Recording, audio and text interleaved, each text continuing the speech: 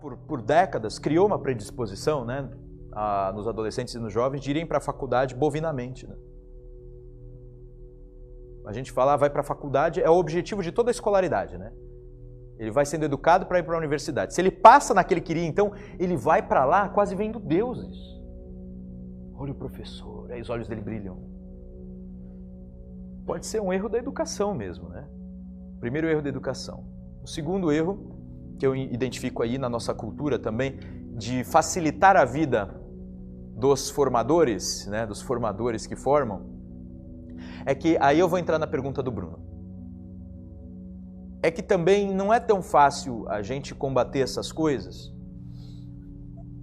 só mostrando os erros mais pontuais deles, como esses que eu mostrei. Né?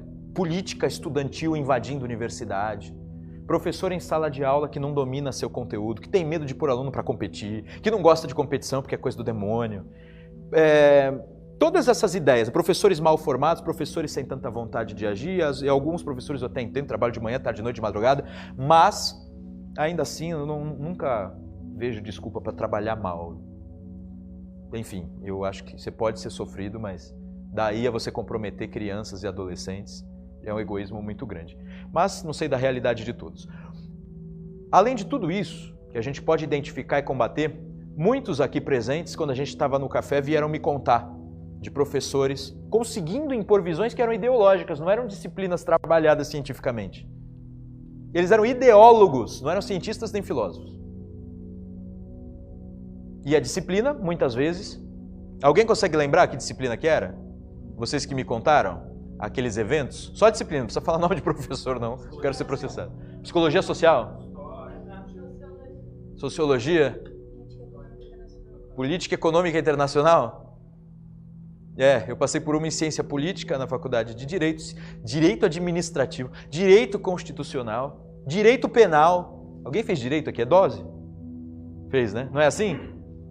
Minha professora de direito penal, olha só, hoje o Bolsonaro é condenado por isso. A gente nós fizemos uma discussão sobre os crimes passionais e é evidente, os crimes são monstruosos, ninguém fica contra mulher nenhuma naqueles crimes. Só que aí ela, depois que ensinou aquilo, começou a introduzir, já faz algum tempo, então não existia ainda figura de feminicídio, né? Começou a introduzir essas ideias mais feministas. Eu levantei a mão pedindo, distingue melhor, assim, a pena vai mudar, é mais monstruoso um homem que maltrata a mulher do que uma mulher que assassina homem, os números estão dados. Eu comecei a fazer essas perguntas, ela fez assim para mim, a resposta dela. Você entendeu? Em sala de aula. Tá? Aí combater esses problemas, assim, esses erros pontuais, é muito interessante, né? E é efetivo em alguma medida. Mas teria que ter, assim, um amigo aqui me falou agora também no intervalo, do tal relativismo, né? Nossa, em várias escolas do Brasil inteiro, hoje algum professor disse que a verdade não existe, ou a verdade é de cada um. Eu ouvi isso.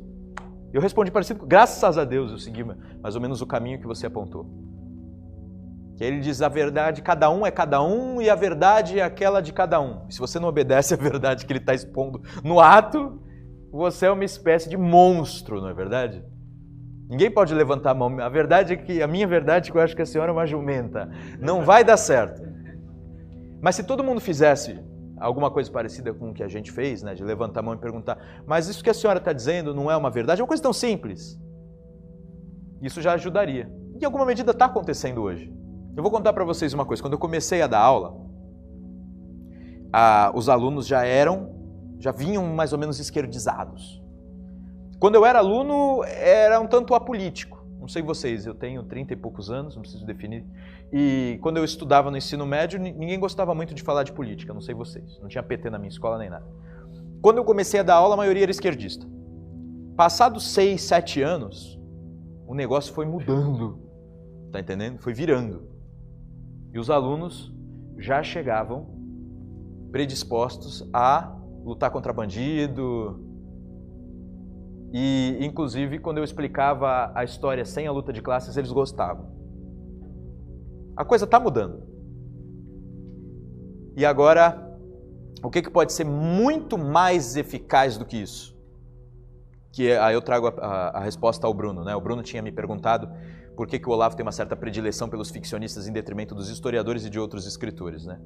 Eu vejo o seguinte, segundo que o Olavo entendeu de Aristóteles, isso está exposto no livro Aristóteles e Nova Perspectiva, a cultura se forma, primeiro pelo alargamento da imaginação, criação de modelos de conduta e capacidade de enxergar possibilidades humanas, naturais, possibilidades. Todas as civilizações nasceram com mito. As grandes culturas nasceram com grandes textos ficcionais. Porque ele povoa mesmo a sua imaginação. Os personagens vão mesmo criando modelos. E Aristóteles dizia na Poética o seguinte, no livro dele Poética: a ficção é mais filosófica que a história. Porque a história diz o que foi, o que aconteceu, e a ficção diz o que pode acontecer. Então o leque é maior. Então se você vai para a ficção, você pode dar exemplos de heroísmo até maiores. E você pode dar exemplos de baixeza humana, de maldade, crueldade também maiores. Você aumenta a capacidade imaginativa do estudante. Então seria um primeiro estágio. Quantas pessoas estão desenvolvendo ficção sem esquerdismo? É difícil, sabe por quê? Eles conseguiram aparelhar o Estado, conseguiram aparelhar os meios de financiamento. E, como eles já fizeram isso faz muito tempo, eles aparelharam as escolas de escritores e de poetas. Então é quase que começar do zero, né? Ô trabalhão. Eu não estou falando nem de direita, senhores, eu estou falando de pensar fora disso. Fora da ideologia. Então é preciso mesmo surgir isso. Ele não disse, pelo menos não para mim, que não é o trabalho de história teria que esperar o trabalho da ficção ser concluído. Ele não disse isso. Entendeu? Mas ele disse que é como se ficasse faltando uma etapa se a gente não desenvolver bem a ficção. Então, bons romances, bons contos, bons filmes deveriam existir. Mas não adianta esses filmes, esses contos, esses romances existirem se eles não forem consumidos. Então algo tem que ser, não adianta só cultura, então a gente tem que pensar no reflexo na educação. Eu estava ensinando hoje, lá que a gente estava gravando, algo sobre educação grega, e eu lembrei do seguinte, tem um momento em que tem um artigo no qual o Olavo fala que os formados em letras de hoje conhecem menos literatura do que os adolescentes da Grécia Clássica. Porque eles eram educados para memorizar poemas, primeiro os épicos, para terem noção também dos exemplos humanos, e depois os poemas líricos, para saberem se expressar a si mesmos. Memorizavam várias histórias, e o mito deles, a ficção deles, tinha um pouco de história também, né? Do passado da Grécia. E aí depois, né, eles treinavam também educação física para ficar fortes, e depois eles iam para os debates públicos. Tinha uma certa organização nisso. Então, eu entendo assim, ô Bruno, não devemos esperar. O que sabemos fazer, que façamos, entendeu? E o que eu sei fazer melhor é mesmo história. Gostou do vídeo? Então não deixe de se inscrever em nosso canal e participe da missão 1 milhão de inscritos.